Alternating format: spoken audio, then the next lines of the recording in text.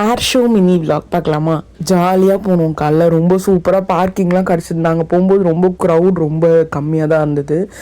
Chepauk stadium அந்த முனையிலேயே வண்டியை park பண்ணிவிட்டு ரொம்ப காலியாக இருந்தது. நடந்து பீச் வரைக்கும் போனோம்.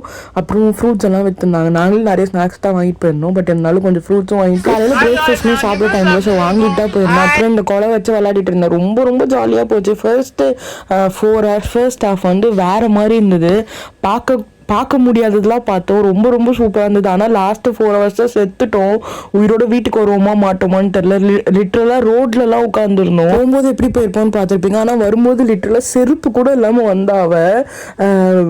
வீட்டுக்கு வர்றதுக்கு வந்து 1 மணிக்கு தண்ணியிலேருந்து கிளம்பணும். வீட்டுக்கு வரும்போது 7 மணி. 4 பேர் இறந்துட்டாங்கன்னு ரிப்போர்ட் பண்ணியிருப்பாங்க. கண்ணுக்கு நேரம் 8 ஆம்புலன்ஸ் நிற்குது. ஆனால் ஆம்புலன்ஸ் மூவ் ஆக வழியில் அப்படி விடுறாங்க. எல்லாம் பார்க்குற இடத்துலலாம் விடுறாங்க. க்ரௌடு மேனேஜ் பண்ண தெரியாமல் எதுக்கு இவங்க இதெல்லாம் ஆர்கனைஸ் பண்ணுறாங்கன்னு தெரியல. இந்த கூட்டத்தில் கண்டிப்பாக நீங்களும் வந்திருப்பீங்க.